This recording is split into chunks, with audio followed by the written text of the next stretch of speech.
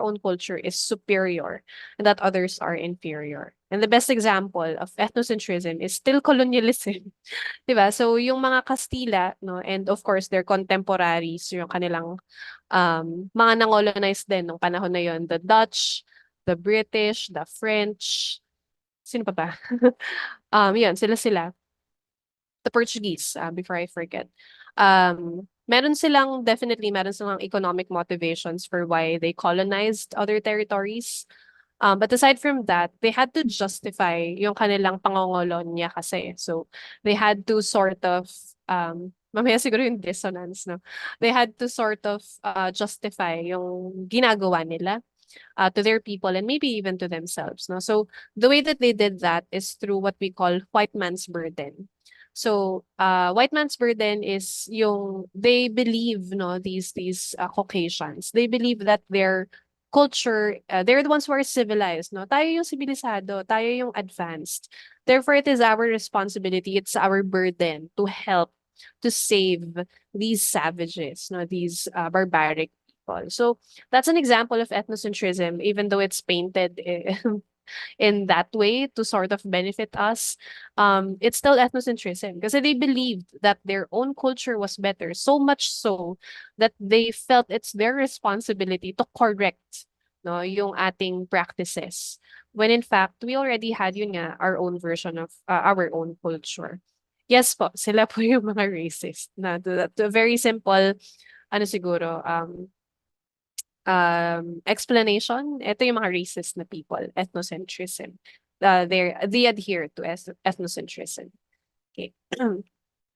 And then we have the concept also of cultural relativism. So when you say cultural relativism, this is the attitude that came out of ano siguro, it's what informs the UN.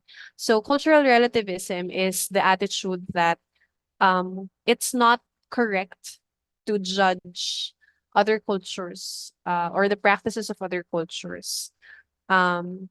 Because if we do that, no, if we judge other cultures, we'd be using our own culture as a sort of standard, as a sort of measure. And that doesn't make sense, or that's stupid almost. No? Sorry for the term. Um, it's illogical, it's unreasonable for us to use our own culture as a standard to judge whether other cultures are good or bad. Kasi cultures are a product of their own environments and circumstances. Meaning, may kanya-kanyang pinanggalingan ang mga kultura. So, hindi tama or senseless, no, na pagkumparahin natin yung mga kultura natin. Kasi nga, iba-iba naman tayo ng pinanggalingan. So to further elaborate this, I'm going to again use the example of the Spaniards. So when the Spaniards first arrived in central Philippines, they noticed, or one of the things that they noticed is that some of the people were topless, no, walang pantaas, no, mapababae, mapalalaki, walang pantaas. And of course, they passed on value judgments saying that bastos, or this is wrong, this is an indication that they really are savages, no. But if you think about it, ano bang pananamit ng mga Kastila, no? Sila ay balot na balot. Mahaba ang kanilang mga pananamit. And that kind of clothing makes sense for them kasi sa lugar nila, malamig, 'di ba? Pero dito sa Pilipinas na malapit tayo sa equator, napakainit. So it makes sense that the clothing here is sparse, parang gano'n. Kumbaga, konti or maiikli, ganyan. So, or wala ngang pantaas. So ito yung sinasabi natin na cultures are a product of their environments and their circumstances, no? So it's illogical, it would be senseless for us to compare our culture to others or judge other cultures for that matter. Kasi nga, iba-iba naman tayo ng pinanggalingan. Okay? So yun yung sa cultural relativism. Okay, so if you want to take a screenshot of the definition of the terms, ito yung pagdi-differentiate sa acculturation and assimilation. Okay, 5 seconds and then I'll go to the next slide.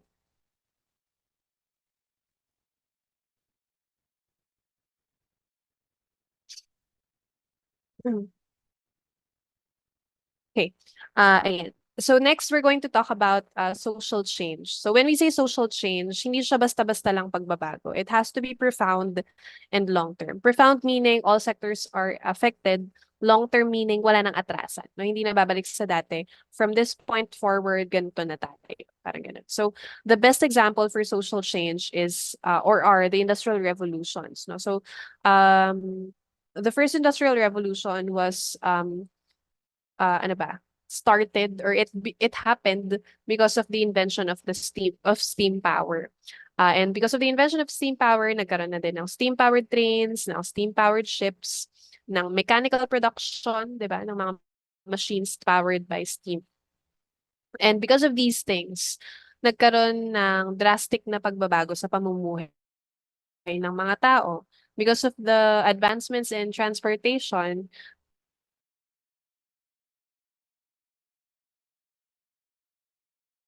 people now